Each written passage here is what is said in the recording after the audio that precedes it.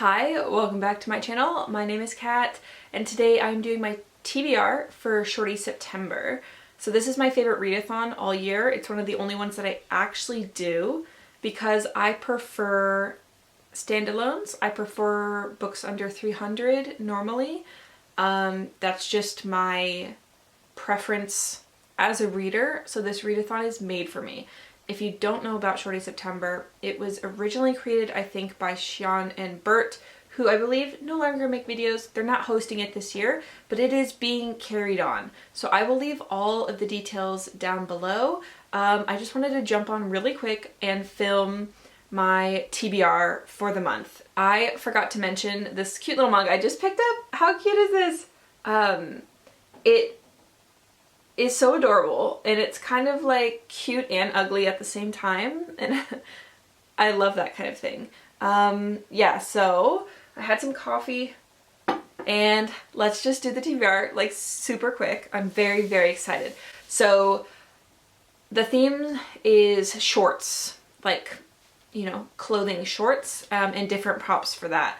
And I've tried to do all books that I have on my shelves or NetGalley arcs that I have, so that I'm reading down ones that I must get to. Let's start with Culottes, which is looks like one thing, oh my goodness, sorry, my brain's a bit melted after work. So, sorry, let's go again. Culottes, looks like one thing, but may be another. For this, I'm gonna read This Is How a Villain Is Made, which is by Amanda Headlee. This is an arc I have from NetGalley. This says it is about Beatrix, who is fleeing her father's cruelty. She arrives in Yellow Creek City with her name and a will to survive. She gets a stroke of luck and is hired by a house to be a caretaker, but the house holds secrets and B is no longer free. From the very little tiny bit I saw, the reviews were like, it looks almost like it's gonna be a romance, and then it's not. And then you notice she has no mouth on the cover. You also notice that it's horror and it's queer. So I'm like, what's going on? Is it a sentient female house? Is there someone locked in the house who's a woman? Is the owner of the house a woman? Like, would love to know. Yeah, so I'm not sure what it's gonna be, and I have deliberately not looked that far into it because I want to be surprised. Next up, let's talk about Utili-Kilt, which is a retelling or traditional or modern. This is right up my alley. I love this kind of stuff. I particularly like older works retold, the Iliad, the Odyssey, Gilgamesh, the Bible, and that's what we have here. So this is The Saint of Heartbreak by Morgan Dante. This is a queer MM reimagining, retelling of Judas's fall into hell. So it's between Judas and the devil, and I'm very excited about this. So I don't know what it is, but when I film a book haul next, I have bought 3 books this year that are queer Bible retellings. So this is my jam this year. If you have any more recommendations, leave them down below. I'm very into it. Then we also have Runway Fashion Shorts, a translated book. So a lot of these are translated, but I'm just going to mention one here. This is Diary of a Void by Emi Yagi. This is a Japanese work about a woman who works in an office, and she is tired of always being the one who has to go and make the coffee, and she's like the errand woman, and she feels like she's not seen. So she makes up a pregnancy, and she thinks that that will earn her the respect she has been longing for, and I think things do not go as planned. I have really high hopes for this. I've heard great things from particularly Jen Campbell, so yeah, fingers crossed that it's as good as I think it will be. Also, we have Running Shorts, Read in One Sitting / Sprints. So for this, I cannot do any of the sprints. I also live in Australia, same as Olivia from AV Club. So all of her times are the morning, which I'm at work, so it doesn't really work. Anyway, I will be reading in one sitting the shortest one on my list, which is an arc I have, which is Brain Fruit from Stephen Oram. This says, can empathy survive the next stage of evolution? Nurtured by the neural networks of a bee, a brain fruit is born. To become a symbiotic triad and continue the evolutionary crawl upwards, they need to combine with an insect bug, and they need to deal with those that would destroy the givers of life. This is a zeo-futuristic story exploring the fragility of emerging relationships, how we welcome, how we trust, and how we keep becoming. All I hear here is insect body horror transformation. And I love all those things. So I'm very interested in this. Also, I think the cover is dope as hell. Yeah, so big shout out to NetGalley for that one, because otherwise, like, how would I have ever found that? Okay, next is Patent Leather Shorts Out of Comfort Zone. For this, I'm going to do 2 short story collections. And the reason they're out of my comfort zone is I never rate short story collections very high. It's very rare that they break 3.5, just because it's very hard to keep cohesion, and especially if there's multiple authors. However, I think both of these have the same author, so fingers crossed. So for this prompt, I have 2 options.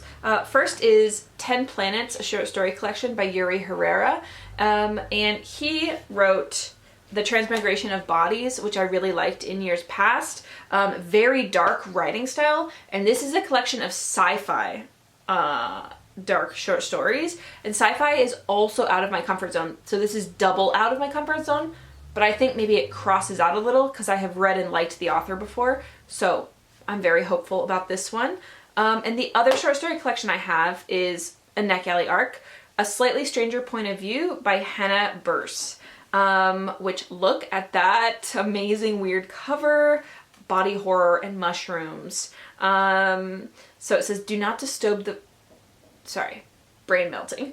Do not disturb the foliage. Follow the vines through a forest of old wars, revenge, and lost love. Creep past the grounds of the asylum that once housed lycanthropes, and tread softly through the potato fields, through dark and dilapidated houses and high-end facilities for the undead, to the unsettling dental offices and cathedrals. You'll encounter a wide variety of the dead and the dying and the reborn. Yeah, so I'm very interested. It sounds great. And I'm going to give that one a go first. And if it works for me, then I'll carry on. If not, then I'll probably switch back to 10 Planets, because I have really liked this author before. All right, let's see what's next. This is like amazing because they're all short, so I can probably finish them in a day or 2, no prob. Next is Boxer Shorts, which is to read a comfort book.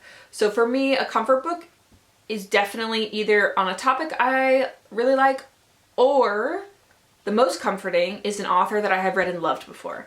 So we have Johanna Sinisalo, who is writing out of Finland, and I really loved Troll: A Love Story a few years back. Weird, just a weird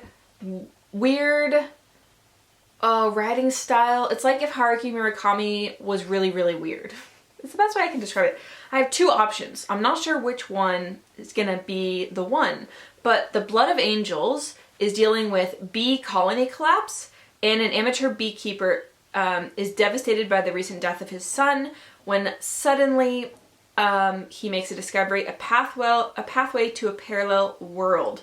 So it's about bees and a portal and grief. And then this one is Bird Brain, and these are about a Finnish couple who are sports enthusiasts going across Australia and New Zealand. And they are trying to do increasingly more challenging trails, but suddenly things start to happen. Things disappear and reappear, and they sense that something is maybe hunting them, following them, and might prey upon them. So yeah, comfort author, because I really liked the author before, so we'll see which one. Next, Ripped Shorts, read a mystery or a thriller or a horror. So for this one, I have an audiobook. This is A Safe Space by Lucinda Berry, which is about an unhinged therapist, I believe. And I don't really want to know more than that because it's short and a thriller. So like, I don't really want to know, but I do know Lucinda Berry wrote The Perfect Child, which was an evil child story, I think. I haven't read it, but I'm intrigued. And if I like this audio, I might go back and read that evil child one. However, my backup, if it doesn't work, is Come Closer by Gran. This has been recommended to me so many times, and I finally bought it earlier this year.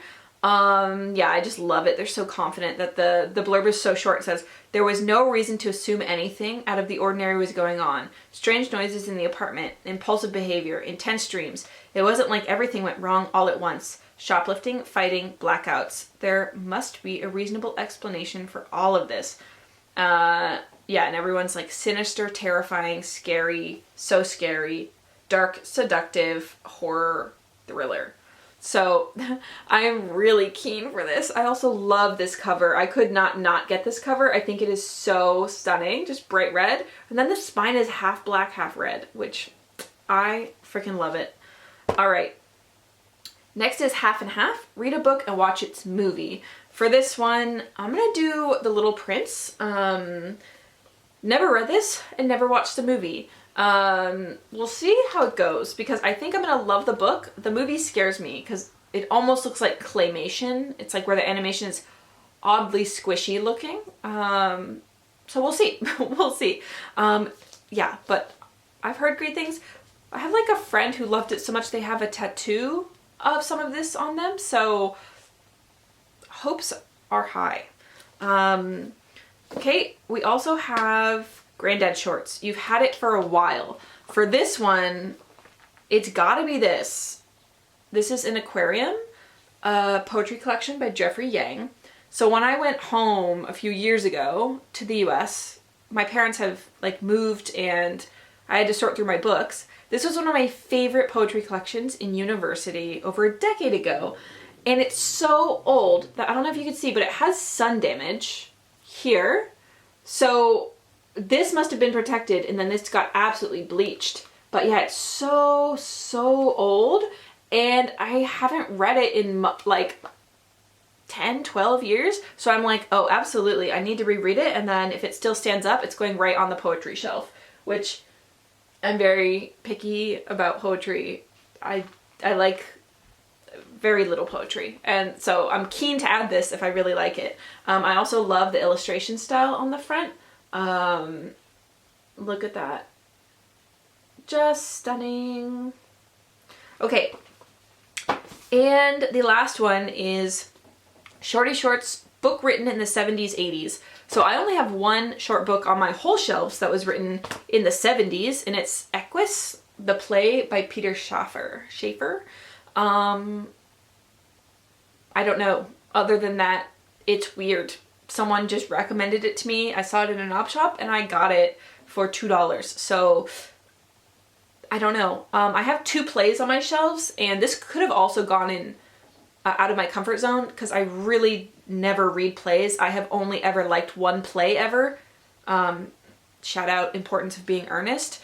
But yeah, so we'll see about Equus. I do know it's a horse one. And I think Daniel Radcliffe was in the production or something. And then to be transparent, there are two that I'm just simply not going to do. I don't have the mental energy and or the time. One is Bike Shorts inspires you to do deep dive research. One, I didn't have a book that had like anything I wanted to research. And two, my brain is melting. Like, no. I'm studying and working and, you know, have a family life and hobbies. No research. The other one is the bonus, which is hand-me-down shorts, which is to annotate a book and ship it to a friend, which I think sounds so amazing. I just don't see that happening. So I'm really excited to see what other people do. I just don't think I can do it this time. Yeah, but I'm very, very excited for all of these. I think they're gonna be absolutely amazing. And I cannot wait to get stuck in. I just finished a book last night. It was weird as hell and freaky deaky, very freaky deaky for body horror. But that will be my wrap up and I can't wait to get stuck in. So let me know what you're reading for Shorty September. I'm very, very, very excited and I will see you then. Lots of love. Bye.